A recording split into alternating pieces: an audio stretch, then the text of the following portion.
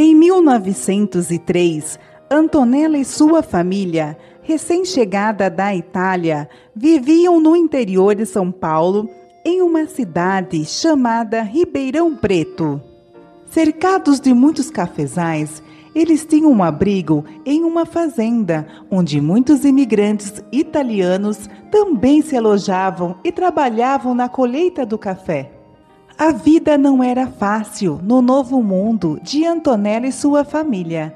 Depois de trabalhar o dia todo, debaixo de sol quente, o lugar para descansar não era nada confortável, pois Antonella dividia um amontoado de palha junto com seus 2 irmãos menores, enquanto seus pais dormiam em uma rede improvisada.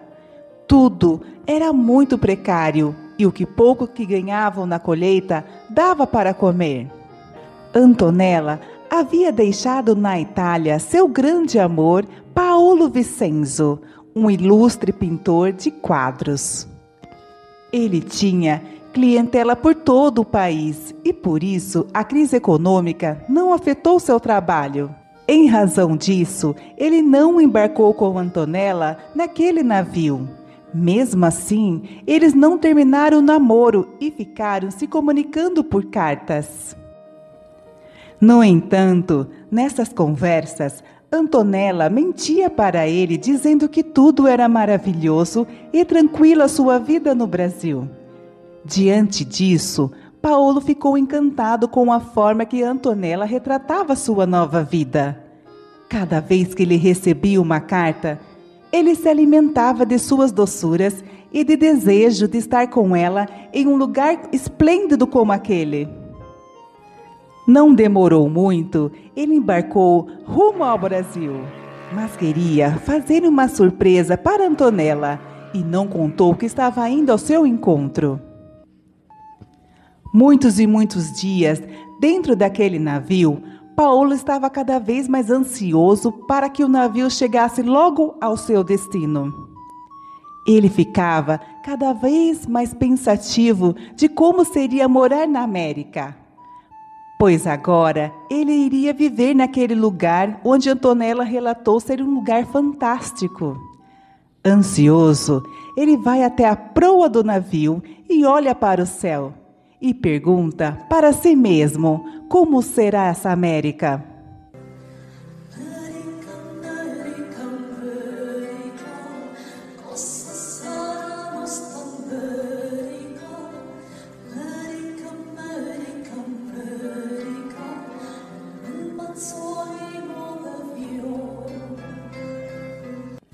Para passar as horas, ele pintava os retratos dos passageiros em sua tela, o que transmitia um realismo incrível ao reproduzir o estético daquelas pessoas que estavam dias sem tomar banho, com vestes sujas, muitas delas adoecidas ou coçando a cabeça por conta dos surtos de piolhos.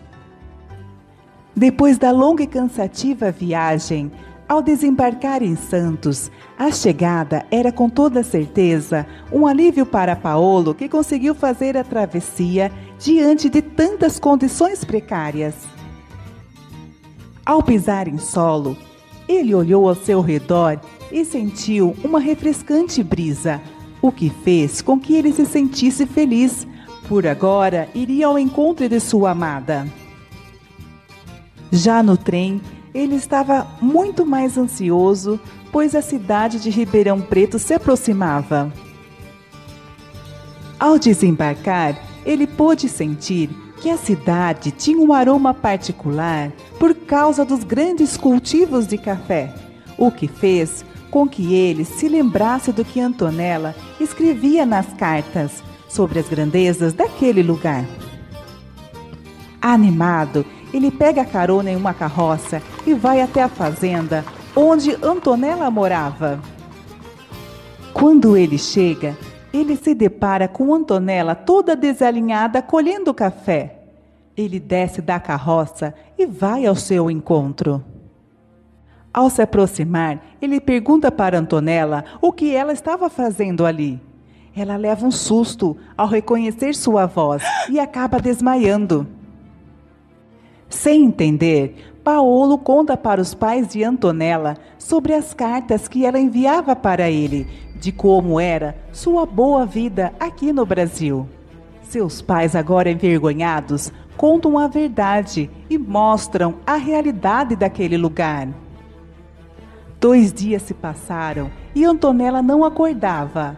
Paolo estava decepcionado e um pouco furioso com as mentiras dela. Ele não sabia se esperava ela acordar ou se iria embora daquele lugar. Nesse tempo, ele sai para caminhar e explorar aquela fazenda. E então ele encontra com uma bela jovem, filha do fazendeiro. Os dois acabam se apaixonando e ele decide ficar por ela, a bela e doce Elisa.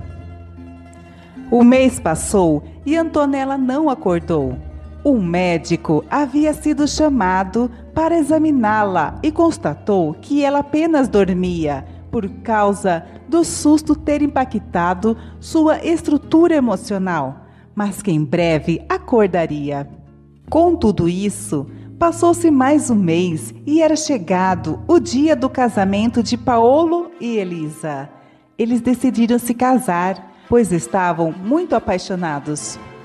Na igreja, Paolo já estava no altar, esperando por Elisa. Então a música toca, anunciando que a noiva havia chegado e quem descia da carroça era Antonella, vestida de noiva, cuja fisionomia estava desprovida de beleza por consequência de muitos dias sem se alimentar. As pessoas ficaram assustadas com o aparecimento de Antonella e perguntavam uma para as outras onde estava Elisa. O casamento é pausado e Antonella é levada para fora da igreja, onde muitas perguntas são feitas para saber o paradeiro de Elisa. Paolo entra na discussão e pergunta também de Elisa. E Antonella começou a rir alto e disse que nunca mais ele iria vê-la. E conta onde ela estava naquele momento, morta, dentro do rio. Todos correram para o rio e foi constatado que era verdade o que Antonella havia dito. Em seguida, ela foi presa e logo foi deportada para a Itália. Sem mais o que fazer ali na fazenda, Paolo decidiu voltar para a Itália, no mesmo navio em que Antonella se encontrava. Já era de noite e Paolo estava com muita raiva de Antonella. Ele a encontra no porão onde os presos ficavam e, por um descuido do guarda, ele pegou a chave e abriu a cela. Antonella o abraçou e ele retribuiu. E rapidamente subiram para os convés e ele a levou até a popa do navio. Depois disso, ele a beijou e a jogou no mar. Antonella não sabia nadar e acaba se afundando. O navio atracou na Itália e era mais um alívio para Paolo, que agora iria retomar sua vida fazendo o que mais gostava, pintar quadros. Dias se passaram e Paolo estava feliz, pois era o dia da exposição dos seus quadros. O lugar estava cheio de pessoas requintadas e servidas de bons vinhos. Quando Paolo falava sobre seus quadros, eis que aparece Antonella, agora com uma aparência judiada pelo sol e a água do mar. Paolo levou um susto tão grande, achando que era o fantasma de Antonella.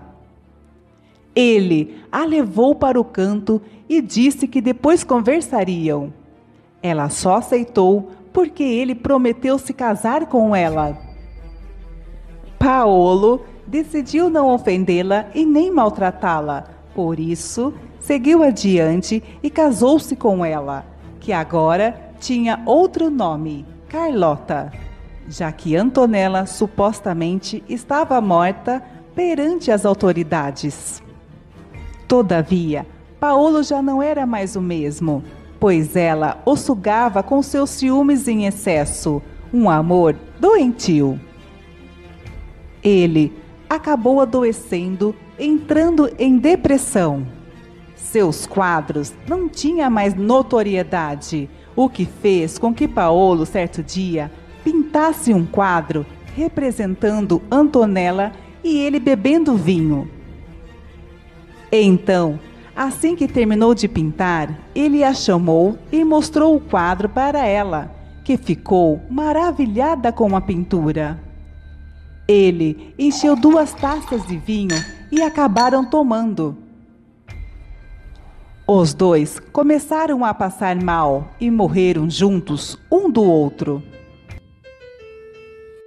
Se Antonella tivesse prestado atenção no quadro, ela veria que mais ao fundo ele havia pintado um vidro de arsênico ao lado da garrafa de vinho.